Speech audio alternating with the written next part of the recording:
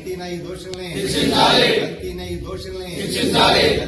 దోషుల్ని టీటీడీపై అన్యమత ప్రచారం చేసినటువంటి వైఎస్ఆర్ కాంగ్రెస్ పార్టీ చర్యల్ని ఖండించాలి.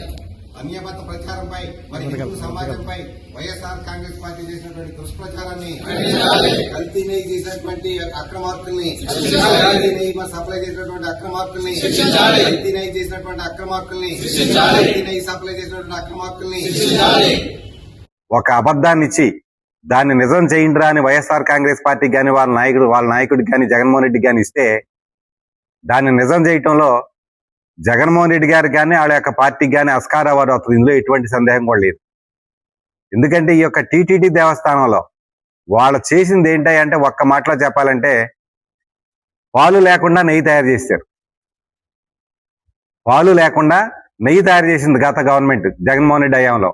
టీటీడీకి మరి చేసినటువంటి ఈ నెయ్యి సప్లై అయితే ఉందో గత 5 సంవత్సరాల జగన్మోహన్ రెడ్డి పరిపాలనలో 160 లక్షల లీటర్ల నెయ్యి కొనుగోలు చేస్తే అందులో 60 లక్షల లీటర్ల నెయ్యి పూర్తిగా కల్తీది, పాలుతో తయారు చేసింది కాదు, కేవలం రసాయనాలతో తయారు చేసిన నెయ్యి సప్లై చేశారని చెప్పి సాక్షాత్తు సిబిఐ అపాయింట్ చేసినటువంటి సిట్ ఏదైతే ఉందో ఆ సిట్ నివేదిక మరి బట్టబయలు చేసినటువంటి సందర్భంలో మరి నంగనాచిలా మాట్లాడినటువంటి ఈ వైఎస్ఆర్ కాంగ్రెస్ పార్టీ నాయకులు ఈవేళ దీని మీద సమాధానం చెప్పాలి. నిన్నటి వరకు కూడా మీరు చూడండి, ఈ సిట్లో ఈ నిజాలు ఉన్నాయని చెప్పి వాళ్ళకి తెలుసు.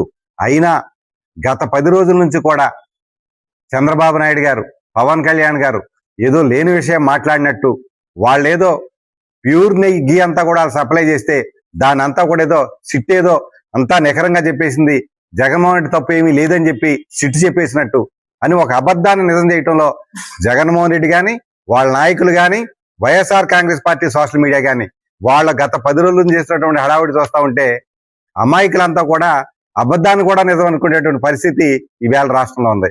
దయచేసి హిందూ సమాజం అంతా కూడా గుర్తించాలి.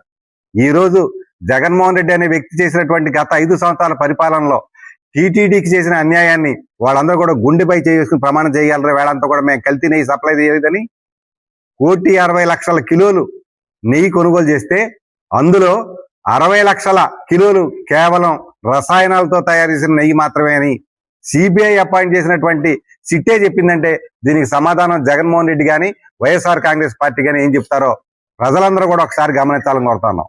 ఇటువంటి డూప్లికేట్ నాయకుల్ని, ఇటువంటి డూప్లికేట్ పార్టీని కనుక మనం నమ్ముకుంటే రాబోయే రోజుల్లో ఈ రాష్ట్రాన్ని ఎక్కడ తీసుకెళ్లిపోతారో ఒకసారి మనందరం కూడా చేశాం. అలాగే తిరుమల తిరుపతి వెంకటేశ్వర అంటే మనందరికీ కూడా ఒక సెంటిమెంట్. హిందూ సమాజానికంతా కూడా తొలి దైవం ఆయన వెంకటేశ్వర స్వామి. అటువంటి హిందూ సమాజం బాగా నమ్మేటువంటి యొక్క టీటీడీకి బ్రహ్మోత్సవాలు జరుగుతాయి ప్రతి సంవత్సరం కూడా. ఆ బ్రహ్మోత్సవాల్లో ముఖ్యమంత్రిగా ఎవరన్నా సరే కుటుంబ సమేతంగా వెళ్ళి అక్కడ పట్టు వస్త్రాలు తీసుకోవడం సంప్రదాయం. గత 5 సంవత్సరాలు ఎప్పుడైనా నువ్వు కుటుంబంతో వెళ్ళావా జగన్మోహన్ రెడ్డి? హిందూ మతాన్ని, హిందూ సాంప్రదాయాన్ని గౌరవించావా? ఏమీ లేదే. మరి ఏం గౌరవించలేదు సరికదా.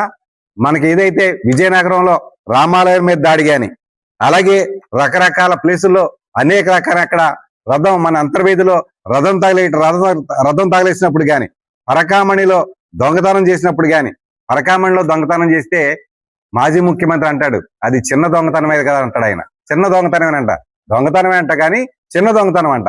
అంటే అలాంటి చిన్న దొంగతనాలని చెప్పి నెపమేసి వాళ్ళందరినీ కూడా మరి నువ్వు రక్షించేటువంటి ప్రయత్నం నువ్వు చేసావంటే నీ యొక్క పరిపాలన ఎంత దుర్మార్గంగా మరి కొనసాగిందో ఒకసారి ఆలోచన చేసుకో జగన్మోహన్ రెడ్డి అని చెప్పి మేమంతా కూడా వైఎస్ఆర్ కాంగ్రెస్ పార్టీని మేము కోరుతా ఉన్నాం.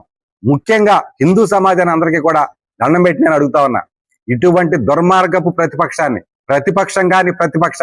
జగన్మోహన్ రెడ్డి అనే నాయకుడిని కనుక మనం రాగల రోజుల్లో ఇతను ఒకసారి రాష్ట్రంలో ఊహించుకుంటే మనం కాదు, మన పిల్లలు కాదు, మన రాష్ట్రం కాదు, మన పిల్లల భవిష్యత్తు కాదు, మన హిందూ సమాజమే కూడా దెబ్బతినేటువంటి పరిస్థితిని ఒకసారి ప్రజలందరూ కూడా గమనించవలసిందిగా మేము కోరుతా ఉన్నాం. లేని దాన్ని, అబద్ధాన్ని నిజంగా ప్రచారం చేయటంలో ఈ వైఎస్ఆర్ కాంగ్రెస్ పార్టీ చేసేటువంటి దుర్మార్గాల్ని, అకృత్యాలని రాష్ట్ర ప్రజలందరూ కూడా గమనించి ఖచ్చితంగా ఏదైతే ఈవేళ సిబిఐ ద్వారా ఇచ్చినటువంటి సిట్ నివేదిక ఉందో ఆ నివేదిక ప్రకారం దోషులైన ప్రతి ఒక్క నాయకుడిని కూడా వైఎస్ఆర్ కాంగ్రెస్ పార్టీలో ఈవేళ అగ్రనాయకులుగా చాలా మంది, ముఖ్యంగా వాళ్ళందరికీ కూడా ఆశీస్సులటువంటి జగన్మోహన్ రెడ్డి గారి మీద కూడా చర్యలు తీసుకోవాలని చెప్పి నేను కోరుతా ఉన్నాను.